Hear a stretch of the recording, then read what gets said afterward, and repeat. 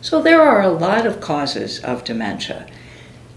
The most common cause of dementia, and the one that I think most people are probably familiar with, is Alzheimer's disease.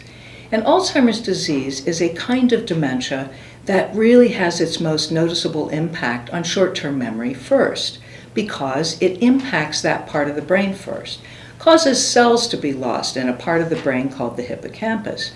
And so when those cells start dying, Alzheimer's being what we call a neurodegenerative disease, then those cells can't function properly, and people begin to first notice problems with short-term memory, followed very quickly by problems with naming and being able to recall the word that they want.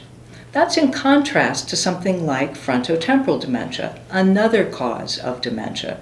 Frontotemporal, as the name suggests, is a disease causing dementia that affects first the frontal lobes and the temporal lobes.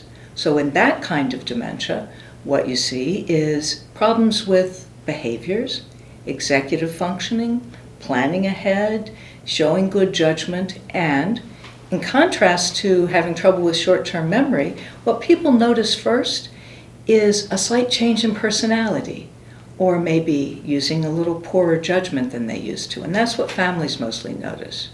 Another common cause of dementia is called vascular dementia. Some people may have heard the term multi-infarct dementia, and that's because it refers to small little strokes, if you will, in the brain. Not like big strokes that people are used to, but these are strokes that you don't see in the body, but you have little strokes all over the brain, multi-infarct all over the brain, or vascular dementia, and it causes dementia in kind of a stepwise decline. So every time there are some of those little strokes, then you see the person get a little worse, and they get a little worse.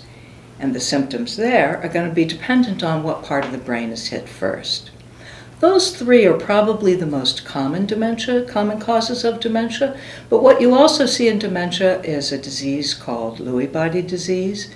There's a kind of dementia called Creutzfeldt-Jakob, which is the most rapidly progressive and deadly, and it's an infectious kind of cause. So to sum that up, you can either have brain cells die, as in a neurodegenerative process.